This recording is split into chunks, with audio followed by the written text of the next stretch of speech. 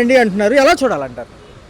అంటే ఈయన వచ్చిన తర్వాత మాకు ఇప్పుడు దాకా ఏమి ఇది ఏం లేదు కదండి.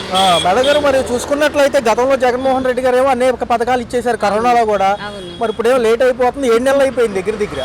మరి ఎలా అనిపిస్తుంది? కొంచెం భారంగా లేదా పథకాలు? భారంగానే ఉందండి. ఈ సంక్రాంతి సీజన్ అయిపోయింది, పండగ సీజన్, ఇంకా అధికారులు అందరూ పనులు చేయండి అంటున్నారు. డబ్బులు లేవండి ఖజానాలు అంటుంది ప్రభుత్వం. మరి ఎలా చూడాలి? మరి అలా లేవంటే మనంగానే ఏం చేస్తాం? సంక్రాంతి కానికి ఏమైనా వచ్చిందా రేషన్? ఏమి ఇవ్వలేదు. గతంలో ఇచ్చేవాళ్ళు కదా, అప్పుడు ఇచ్చేవారు. సంక్రాంతి కిట్ అని, బెల్లం అని వండుకోవడానికి. అప్పుడు ఇచ్చేవారు, ఏం లేదు. మరి ఏంటి, ఎలా ఉంది? కరెంటు ఛార్జీలు, నిత్యావసర సరుకులు ధరలు పెరిగినాయి అంటున్నారు. పెరిగినాయండి. మరి ఏంటి, మరి పవన్ కళ్యాణ్ గారు ఎలా ఉన్నారు? ఆయన ఉప ముఖ్యమంత్రి కదా, పనులు ఎలా అనిపిస్తున్నాయి? మరి ఏది మాకు ఇంతవరకు మాకేమి ఇది అనిపించట్లేదు. గతంలో ఏమనుకున్నారు? పథకాలు అన్ని అమలు చేస్తామన్నారు. ఇప్పుడు దాకా ఏమి జగన్ హయాంలో ఆయన ఇచ్చారుగా, అన్ని ఇచ్చారు. మరి ఉగాది నుంచి ఏమో ఇచ్చారు, అందరికి ఇచ్చారు, పెద్దలకి ఇచ్చారు. అంతకుముందు రాజశేఖర రెడ్డి ఆయన కూడా మరి ఆయన పెట్టినాయి కదండి ఇవన్నీ. ఏమంటున్నారంటే డబ్బులు అయిపోయినాయి అంటున్నారు. మరి రైతులకి ఈసారి మొండి చేయలానే ఉంది. ఓ పక్క ఉగాది నుంచి ఉచిత మహిళలకి బస్సు ప్రయాణం అంటున్నారు. మంచిదేనా? ఏది ఇప్పుడు దాకా ఏం లేదు కండి. విద్యా దీవెన, వసతి దీవెన, రెండోదేమో 18 ఏళ్ళు దాటిన మహిళలకి ప్రతి వాళ్ళకి 1500 అంటున్నారు. ఇస్తే బాగుంటది అంటారా? బాగుంటది. మరి అంటే చదువుకొని ఖాళీగా ఉన్నారు కదండి, మరి ఉద్యోగ కల్పన ఏమన్నా ఇస్తామంటున్నారు కానీ మరి ఏం కంపెనీలు ఏమి రావట్లేదుగా.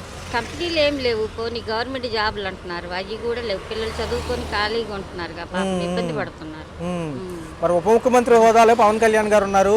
మరి ఆయన కూడా రేపు సీఎం అయ్యే ఛాన్సులు ఉన్నాయి అంటున్నారు. మరి వచ్చే ఎలక్షన్స్కి ఈ లోపల చేస్తే మళ్ళీ ఈ గవర్నమెంట్ని ఎన్నుకుంటున్నామని ప్రజలు అంటున్నారు. మరి జగన్ గారు 27న, ఈ నెల 27 కానీ లేకపోతే వచ్చే నెల నుంచి జనంలోకి వస్తామంటున్నారు. ఎందుకంటే పథకాలు ఇవ్వట్లేదు కదా.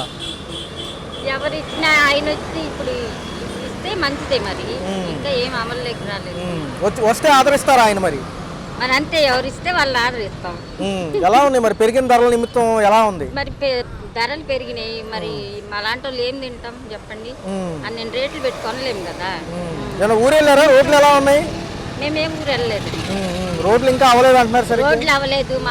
అసలు మా సందుల్లో అయితే ఎప్పుడో తవ్వి పెట్టారు, గొయ్యిలు అయ్యేంతవరకు ఎవరు తలుసుకోలేదు. 7 నెలలు అయిపోయింది. ఒక్కొక్క వాలంటీర్లు కూడా లేరు. అసలు వాలంటీర్లు ఎవరు లేరు. ఏమన్నా అడిగితే సచివాలయం వెళ్ళంటారు.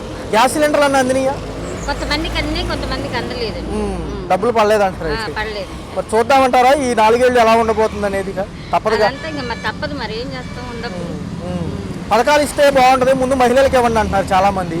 మరి వీళ్ళు ఏం చేస్తారో చూద్దామండి. అదంతా ఇంకా వాళ్ళ ఇష్టం అండి. అన్ని అమలు చేస్తే మళ్ళీ ఏదో అవుద్ది. ఇలా ఉంటే ఎవరైనా చేయలేరు కదా.